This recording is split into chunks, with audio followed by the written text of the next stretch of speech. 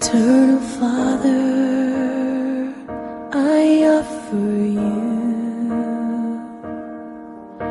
the body and the blood.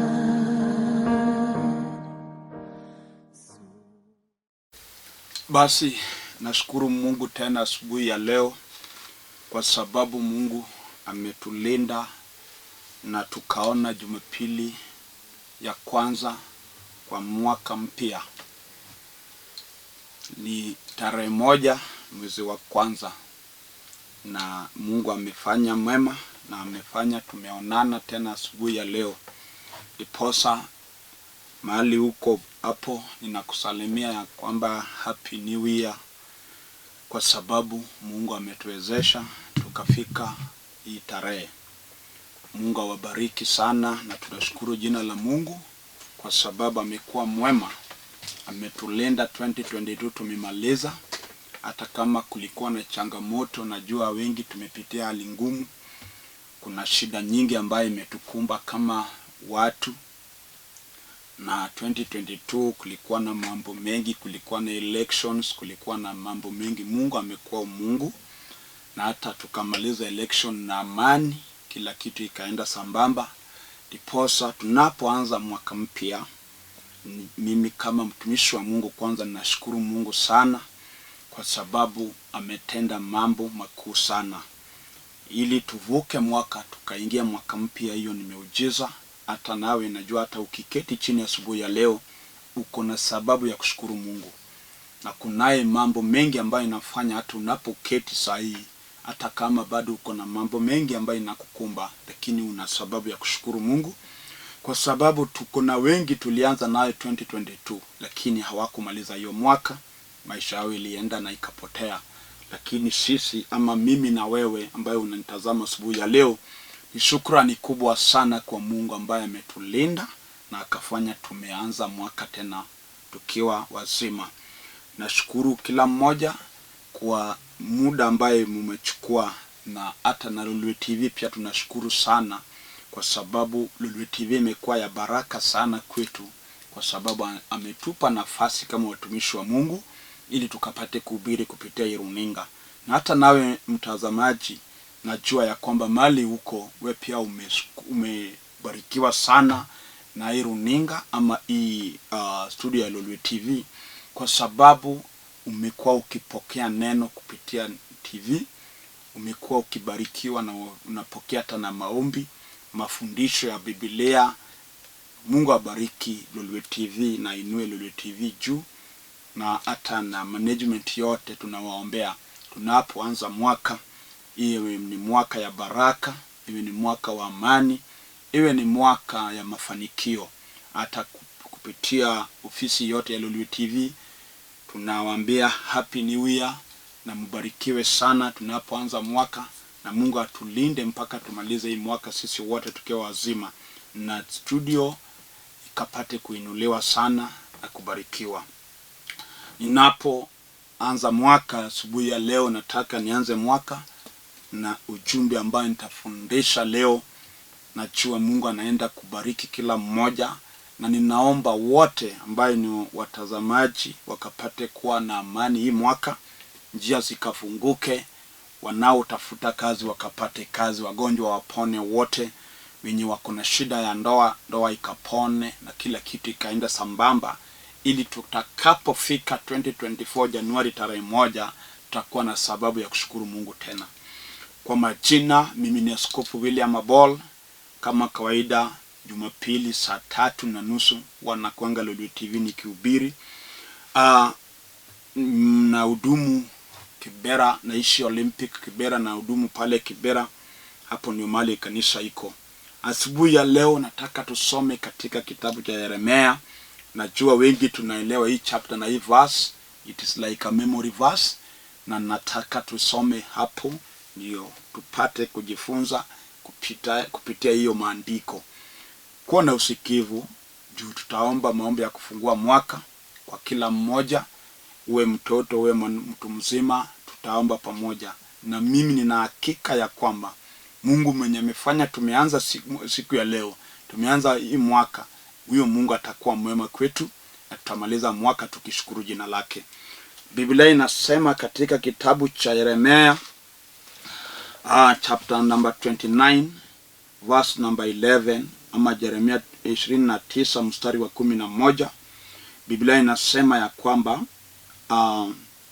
katika Yeremia 29 mstari wa 11 inasema hivi: maana nayajua mawazo ninayo wawazia ninyi, asema Bwana, ni mawazo ya amani wala si mabaya, kuwapa ninyi tumaini siku zenu za mwisho. Hiyo ndio mahali tumesoma. Nataka tuongee na tujifunze kutoka katika hii andiko. Mungu ni Mungu mwenye mawazo mema, na ni Mungu mwenye amani na baraka tele, na ni Mungu mwenye wokovu na nguvu. Ndiposa tunapoanza mwaka najua ya kwamba Mungu anasema katika maandiko yenye tumesoma ya kwamba ako na mawazo mema nasi. Anawaza mawazo mema nasi. Anawaza ili tukawe na amani. Hii mwaka ikawa mwaka wa amani kwa maisha yetu, iwe ni mwaka wa baraka kwa maisha yetu, iwe ni mwaka wa ya ushindi katika maisha yetu. Hiyo ndio mawazo yenye Biblia inatuambia kwamba Mungu ako nayo nasi. Ndiposa asubuhi ya leo nataka nikwambie, hata kama ulikuwa umepoteza tumaini, labda kunaye mambo ambayo yamekukumba 2022 na ukawa umepitia mengi, mwaka huu nataka ukapate kwa roho yako ya kwamba Mungu ana mawazo mema na maisha yako. Mungu ako na mawazo mema na ndoa yako. Mungu ako na mawazo mema hata na kazini, mahali unafanya kazi, hata kwa biashara yako, hata we mtoto ambaye unarudi shule. Nataka nikwambia kwamba Mungu ako na mawazo mema na masomo yako. Ndiposa tutavunja ama tutaharibu mipango yote ya shetani, kwa sababu shetani ndio upanga kinyume na mapenzi ya Mungu, na yeye ndio huleta shida zote ambayo tunapitia, na yeye ndio hutesa sisi na mambo yake. Lakini Mungu amesema ya kwamba ana mawazo mwema kwa ajili yetu. Ako na mawazo ya amani na baraka. Wacha turudie kusoma ndio ukapate kuelewa vile Mungu anasema katika hii maandiko.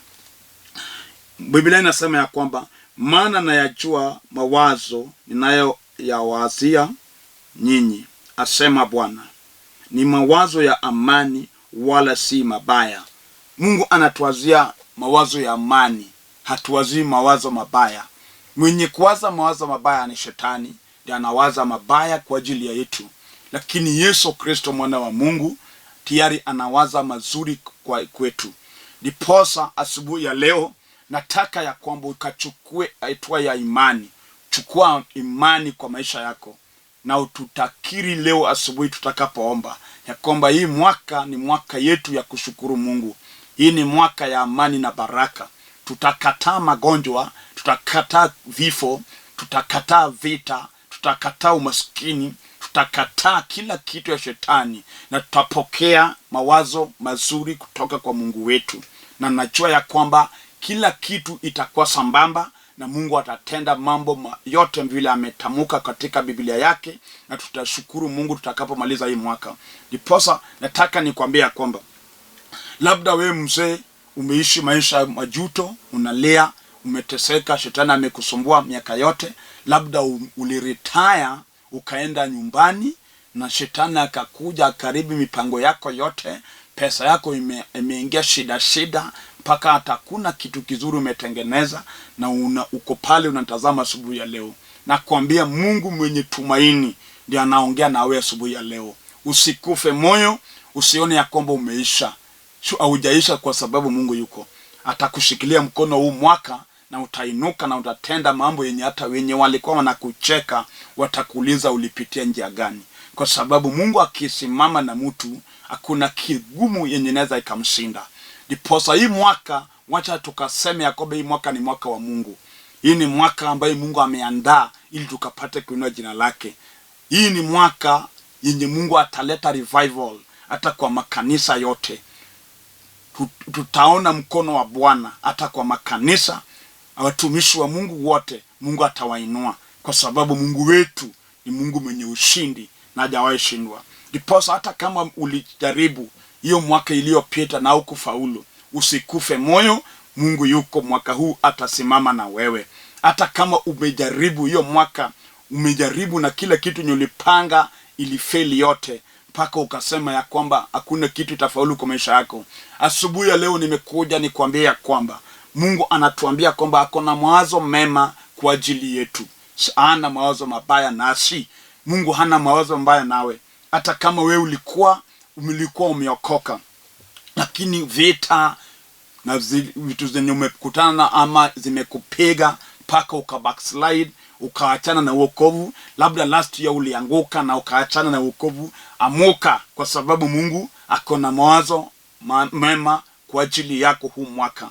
Akataa ya kwamba hautapotea, na ukaanze kuomba, kuambia Mungu, Bwana ninarudi, ili ukapate kunishika mkono, ukapate kuinua tena, kwa sababu Mungu wetu hachoki nasi. Hata kama umeanguka, bado anaweza akakushikilia mkono na akuinue, na watu wakutazame unapoendelea vizuri. Biblia inatuambia kwamba katika hiyo bali tunasoma ya kwamba maana nayajua mawazo ninayoyawazia ninyi, asema Bwana, ni mawazo ya amani wala si mabaya. Na Mungu anatuwazia mawazo ya amani. Mama, umelia kwa sababu ya ndoa yako. Shetani ameingilia ndoa, labda bwana yako ameingia na akaenda kwa mpango wa kando. Umebaki na watoto, unateseka. Labda hiyo mwaka yote umeteseka, hujakuwa na amani. Mungu akona mawazo mema juu yako. Akona mawazo ya amani. Huyo shetani ambaye amekunyang'anya amani, inaikemea kwa jina la Yesu Kristo, ikapate kuachilia ndoa yako. Hata kama ameharibu ndoa yako, mpaka hata saa zingine hata vile unaishi unashida, unakosa hata kulipa rent sababu bwana amekutoroka, amekuacha na watoto, umeteseka kwa mkono ya watu, wamekudharau, wamekutukana. Mwaka huu Mungu atapanguza machozi yako, na utaona mkono wa Bwana katika hiyo ndoa. Hata kama wenye ulikuwa unawasaidia ndio wamekuruka, saa ile shida imeingia kwa maisha yako, wamekutoroka, wamekuongea, wamesema mambo mengi juu yako, mpaka saa zingine unasikia uchungu kwa yale unasikia wanasema, na kuambia wacha kuogopa, wacha uchungu. Mungu anasema leo ya kwamba anakuwazia mawazo ya amani. Utakuwa na amani. Mungu atarejesha kila kitu ambaye shetani aliharibu, na hii mwaka utakuwa na ushuhuda ya kuinua jina la Mungu. Hata kama ni shida gani ulikuwa umepitia, hata kama ulishikwa, umewekwa korokoroni na makosa yenye hukufanya, unalia pale, hakuna mtu anakusikia, wengi wamekuwekelea maneno mpaka umeshindwa ufanye nini, na kuambia Yesu yuko. Mwaka huu lazima atafanya jambo kwa maisha yako, na utakuwa na neno ya kushukuru jina lake. Biblia inatuambia kwamba hakuna mawazo ya amani kwa ajili yetu. Hata na wewe mzee ama wewe bwana, umejaribu ndoa yako imekuwa na kelele, imekuwa ni ndoa ya vita, bibi ameinuka, amekuwa mtu mwingine, hata ukimwongeleza akusikii, mpaka umechoka na hiyo ndoa, na kuambia huyo ni shetani ndiye ameingilia hiyo ndoa.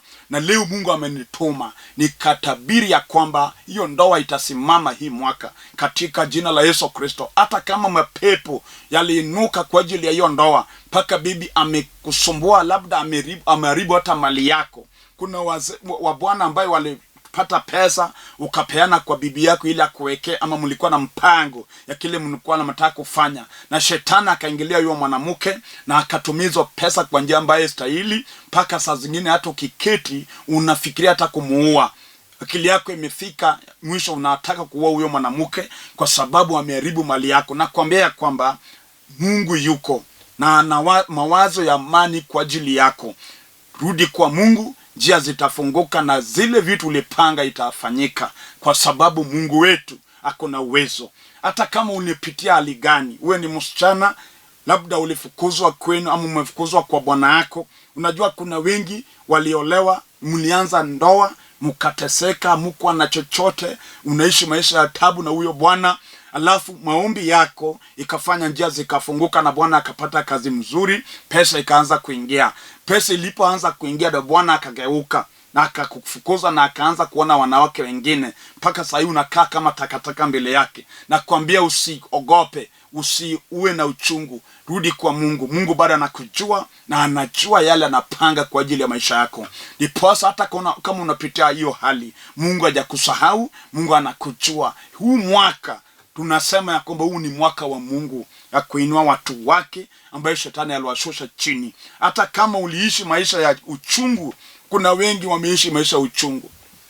Ukizaa mtoto anakufa. Labda last year ulizika mtoto mwenye ulikuwa umetumainia ya kwamba atakuwa mtoto kwa boma yako, lakini shetani muovu alikuja akaua huyo mtoto, mpaka ukatokanwa, ukaitwa majina, watu wakasema kila kitu juu yako. Wacha kuwa na uchungu.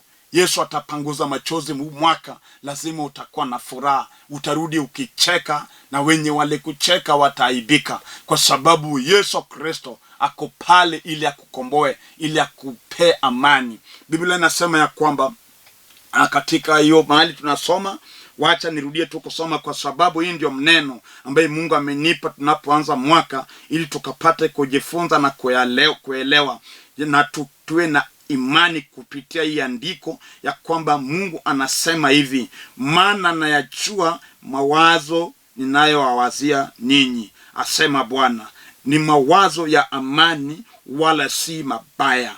Mungu anawaza mawazo ya amani, si mabaya. Mabaya yote ikapate kushindwa kwa maisha yetu kwa jina la Yesu Kristo. Ninatuma roho ya amani kwa ndoa yako, ili ukapate kuishi na amani na huyu bibi yako na huyo bwana yako. Wewe msichana ambaye unatafuta ndoa, umetafuta ndoa miaka mingi, unaomba, unapata mtu, shetani anaharibu, mpaka saa zingine umechoka, sasa unasema utaishi peke yako. Mungu hakupanga msichana ama mwanamke kuishi peke yake. Mungu hakupanga mwanaume kuishi peke yake. Ni shetani ndiye ameingilia hiyo mambo, ndiye amefanya ukipanga inaharibika, ukipata anaharibu. Na huu mwaka ninatabiri ya kwamba kwa jina la Yesu Kristo, amini ya kwamba Yesu anaenda kutenda jambo, na hii mwaka lazima utapata mchumba na utaolewa na utaishi kwa nyumba yako. Hata kama wewe ni mwanaume umejaribu ndoa na ndoa inavunjika, ukipata mwanamke anakutoroka, ukipanga naye inaharibika, this time round, hii mwaka huu ambaye tumeanza, kwa jina la Yesu, mnajua ya kwamba Mungu anaenda kutenda, na mwaka huu utaoa na utaishi na bibi yako, hata kama ulirogwa. Ndio kuna vitu zingine tunayapitia, si ati ni yetu, ni zile tu tumebadilishiwa, ni zile tu tumerogwa nazo, lakini Mungu anakutazama. Mungu anajua kilio yako. Mungu anajua kile umepitia. Mungu anajua ile aibu yenye unaona. Mungu anajua madharau yenye unapitia. Ndiposa amenituma kama mtumishi wake, ili nikwambie kwamba huu mwaka ni mwaka wa amani, the year of peace. Hata kama shetani amekataa, Mungu atatupa amani. Mungu atakupa amani kwa maisha yako. Mungu atakupa amani kwa biashara yako. Mungu atakupa amani kwa ndoa yako. Mungu atakupa amani hata kazini, mahali unafanya kazi, kwa sababu amesema anawaza mawazo ya amani kwa ajili yetu, sio mabaya. Mabaya yote ambayo shetani amepanga kwa ajili ya maisha yako itaharibika leo katika jina la Yesu Kristo, na mpango wa Mungu ambaye ni ya amani ndio itafanyika katika maisha yako. Ndiposa asubuhi ya leo, najua tumeanza mwaka, na wengi wetu tumeanza mwaka, labda umeanza mwaka uko na madeni, hujui utafanya aje. Deni imekukumba kila mahali, unadaiwa mpaka hata kodi ya nyumba, unadaiwa hata chakula ya kukula, unadaiwa kila kitu. Lakini Mungu amesema, ni andiko yenye Mungu ndiye ameongea, ya kwamba anatuwazia mawazo ya amani. Kuanzia leo, wacha ukapokea amani, na hizo madeni yote ikapate kutoka kwa maisha yako. Mungu akafungue njia ukapate kuzilipa, na ukapate kuishi maisha ya amani huu mwaka. Itakapofika December ama January next year, utasimama mbele ya Mungu ukishukuru jina la Mungu, ukisema, Mfalme, ninakutukuza kwa sababu nimeona amani yako. Mungu wetu si muongo, na Mungu wetu habadiliki, na Mungu wetu hawezi shindwa, na kuna kile inaweza mshinda. Hata kama ni kitu gani, iwe ni mapepo ambayo imesimama mbele yako na cases, kila saa uko kotini, uko kwa case, ukitoka koti hii unaingia koti ingine, na saa zingine hizi koti yenye unaenda umestakiwa kwa makosa yenye hujafanya, mpaka pesa yako inaisha kwa koti. Kuna wengi wako na kesi ambayo imekula milioni ya pesa, na kila wakati akienda kotini kesi inasongezwa tu, kesi inasongezwa tu. Unalipa lawyer, unatumia pesa na kesi haiishi. Leo hii, asubuhi ya leo tarehe 1, na kuombea ya kwamba Mungu mwenye uwezo na mamlaka akaingilia hiyo kesi, na hiyo kesi ikafate kuisha, na hii mwaka ukae na amani. Hiyo kesi imekunyang'anya amani, imefanya hata uwezi lala saa zingine, imekuweka na uoga, wanakushtua. Leo asubuhi na tabiri kwa jina la Yesu Kristo, wacha Mungu akapate kuharibu hiyo kesi, na hiyo kesi ikapate kuisha, ili hii mwaka ukapate kufanya maendeleo na ukafanta kuendelea. Shetani amekutesa hiyo miaka yote, umekuwa ukilia kila saa, umekuwa una amani, lakini Yesu mwana wa Mungu amesema ya kwamba anatuwazia mawazo ya amani, sio mawazo mabaya. Biblia inasema ya kwamba katika hiyo maandiko, maana nayajua mawazo ninayowazia ninyi, asema Bwana, ni mawazo ya amani wala si mabaya, kuwapa ninyi tumaini siku zenu za mwisho. Mungu anataka kuturejeshea tumaini. Labda ulipoteza tumaini kwa ndoa, ama umepoteza tumaini kwa biashara, umepoteza tumaini hata kwa maisha kwa sababu ya ugonjwa inakukumba. Umekosa tumaini hata ya kwamba unaweza ishi, mpaka saa zingine unaona ya kwamba unaenda kukufa.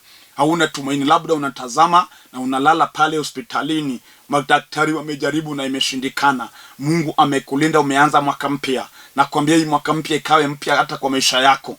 Magonjwa yote ikapate kuacha maisha yako na ukapate kupona, kwa sababu unajua Mungu mwenye namtumikia akuna uwezo wa kuponya kila ugonjwa. Hata kama uko hospitalini unatazama pale, asubuhi ya leo nataka ukapate kuwa na imani ya kwamba Mungu anakuponya, na unarudi nyumbani ukiwa mzima, na unaishi na unashukuru Mungu kwa huu mwaka, kwa sababu ni mwaka wa Bwana, ni mwaka wa amani, ni mwaka wa baraka, ni mwaka wa uzima, ni mwaka wa kuendelea, si mwaka wa kudunishwa, kwa sababu Mungu wetu ndiye amesema ya kwamba ako na mawazo ya amani, na ako na anapanga kuturudishia tumaini, kutupa tumaini kwa maisha yetu, kutupa tumaini katika kila hali. Ndiposa asubuhi ya leo, kwa sababu ni mwaka mpya, na ni mwaka ambaye Mungu amesema ni mwaka wa amani. Hata kama ulipanga kuacha Bwana kwa sababu ya shida yenye umepitia kwa ndoa, vunja hiyo mipango leo. Rudi kwa Mungu, sema Mungu, nimekataa, sitoke kwa nyumba yangu. Hii mwaka ndio mwaka lazima unijibu. Hii ndio mwaka lazima uponye ndoa yangu. Hii mwaka lazima ubariki ndoa yangu, kwa sababu we ni Mungu mwenye uwezo, na umesema unatuwazia mawazo ya amani.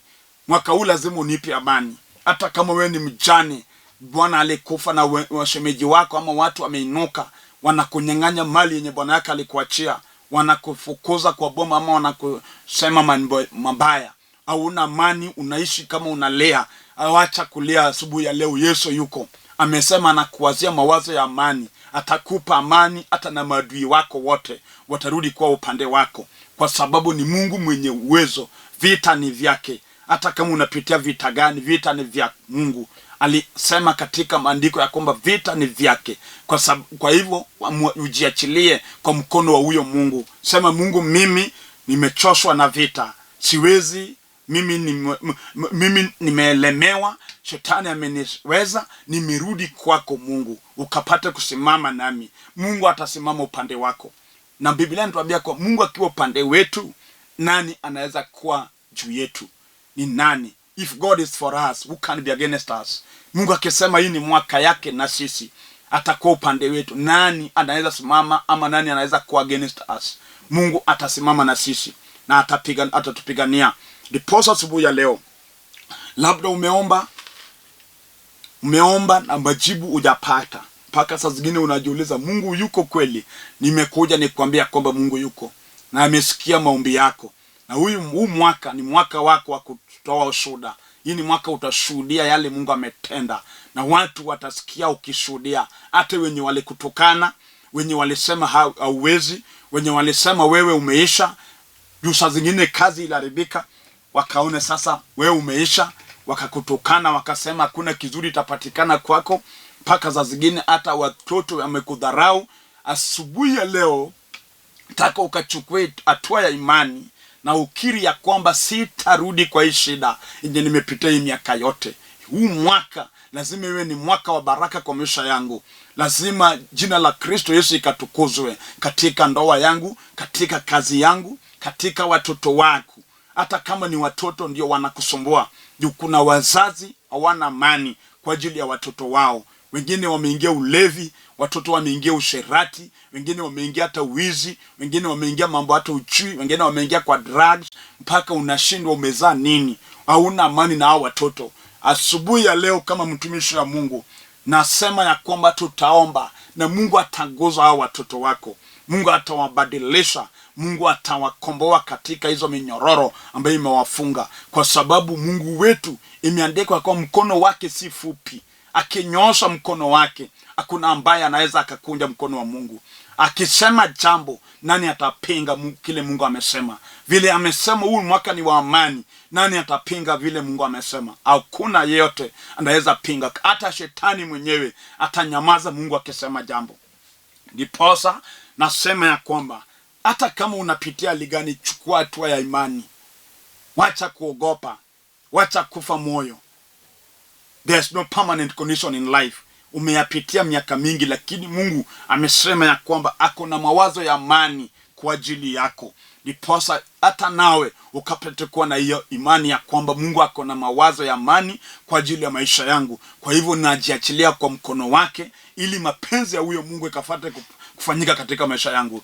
Hata kama we mwenyewe saa zingine ukikaa ukiangalia vizuri, unaona mimi siwezi kuwa na kitu kizuri. Kuna wengi wanaishi maisha mbaya, wanaishi maisha duni. Wengine wanasaidiwa tu ndio wakule, ama wanasaidiwa tu ndio wapate kuishi.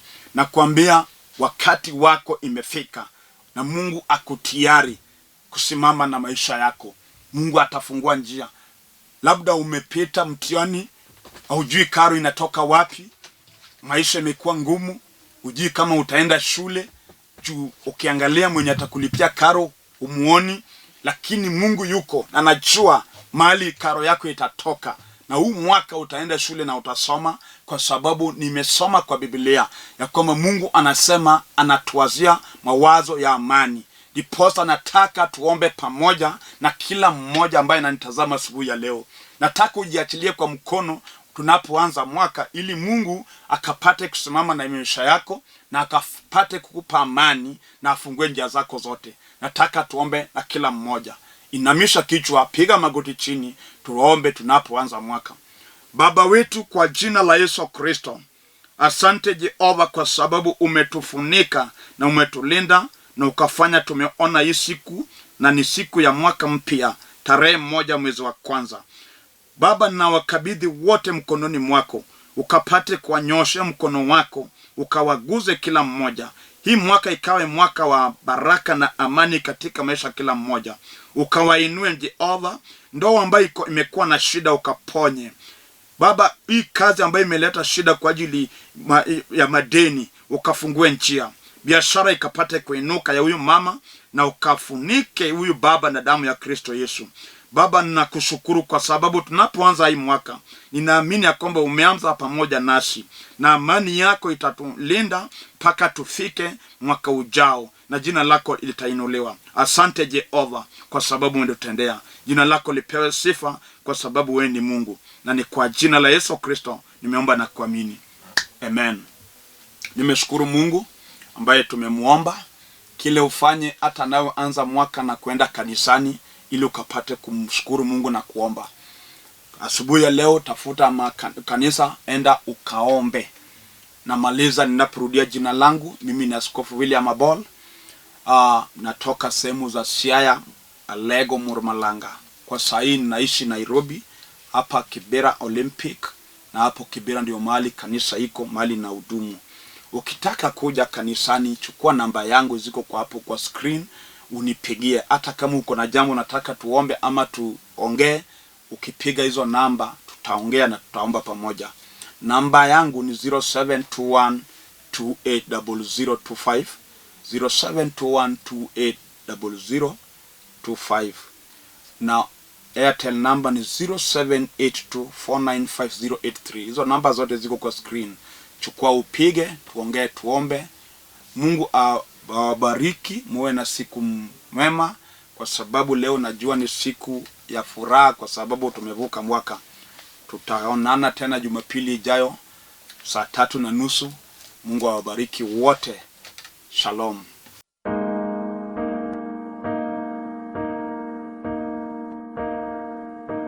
Eternal Father, I offer